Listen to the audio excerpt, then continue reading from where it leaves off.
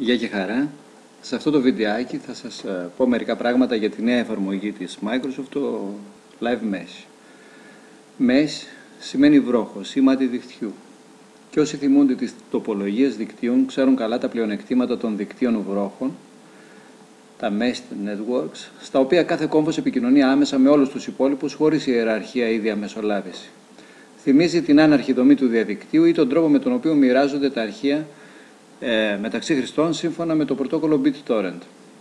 Αυτόν τον τρόπο επικοινωνίας και συνεργασίας ακολούθησε η Google στις δωρεάν εφαρμογές της και κατάφερε να κερδίσει φανατικούς χρήστες, ειδικά εκείνους που είχαν εγκαταλείψει τη Microsoft, είτε επειδή δεν ήθελαν να δουλεύουν με ακριβά ή σπασμένα λογισμικά, είτε επειδή ο δυναμικός και συνεργατικός χαρακτήρας των εργαλείων Web 2 ήταν ασύγκριτα καλύτερος, ειδικά στην εκπαίδευση. Όπως έχουμε πει και σε παλιότερη ανάρτηση, η Microsoft έχει εδώ και καιρό ξεκινήσει την αντεπίθεσή της. Με το Office 2010 μας γοήτευσε τόσο με τα καινούργια χαρακτηριστικά, όσο και με το ότι προσφέρει το Office 2010 δωρεάν μέχρι το φθινόπωρο ως δίθεν beta έκδοση, ενώ δεν παρουσίασε κανένα απολύτως πρόβλημα, τουλάχιστον σε μένα που το χρησιμοποιώ από τις πρώτες μέρες της έκδοσής του.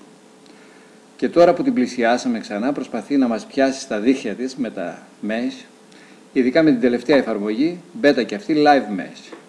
Πρόκειται για τη σελίδα που θα σας γίνει εντελώς απαραίτητη με το άνοιγμα του φιλομετρητή, αφού σας δίνει τη δυνατότητα να συνδεθείτε με ανθρώπους, με συσκευές, με προγράμματα και πληροφορίες που σας ενδιαφέρουν από οποιονδήποτε υπολογιστή, κάτι που μέχρι σήμερα συνηθίζεται με την Google. Ας ξεκινήσουμε με την επιφάνεια εργασίας. Desktop. Στην επιφάνεια εργασίας λοιπόν, στο Live Desktop, θα δημιουργήσετε φακέλους και θα αποθηκεύσετε τα αρχεία σας μέχρι και 5 GB. Αν θέλετε λίγο παραπάνω χώρο, το SkyDrive σας δίνει 25 GB. Και μάλιστα τη δυνατότητα να ανεβάζετε αρχεία παραπάνω από 10 GB που μας δίνει η Google στα Google Docs.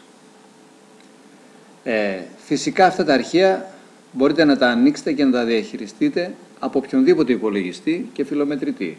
Εδώ πέρα από τον Google Chrome.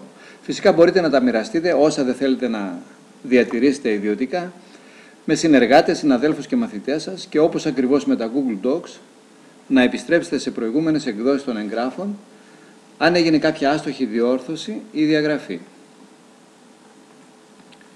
Οι συσκευές σας επίσης μπορούν από την καρτέλα Device να ενταχθούν στο συνεργατικό δίκτυο.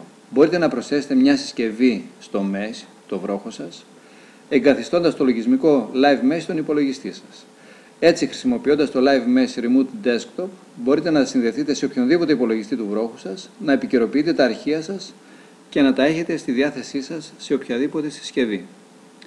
Εδώ πέρα θα συνδεθούμε από το υπολογιστή Vaio στο netbook που βρίσκεται σε έναν άλλο χώρο. Πάμε λοιπόν, ανοίγουμε την εφαρμογή που έχουμε κατεβάσει στον υπολογιστή και ζητάμε σύνδεση στη συσκευή. Σύνδεση.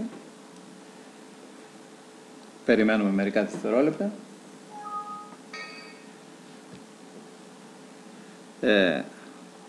Ανοίγουμε και μπορούμε από εδώ, από την επιφάνεια εργασίας του υπολογιστή του απομακρυσμένου, να ανοίξουμε τα έγγραφά μας.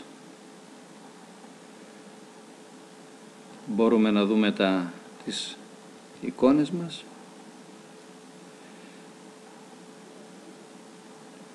Επίσης μπορούμε να ανοίξουμε τον φιλομετρητή και να κάνουμε ό,τι θέλουμε στον υπολογιστή τον απομακρυσμένο. Τελειώνοντας, κλείνουμε και κάνουμε αποσύνδεση. Αυτό είναι όλο.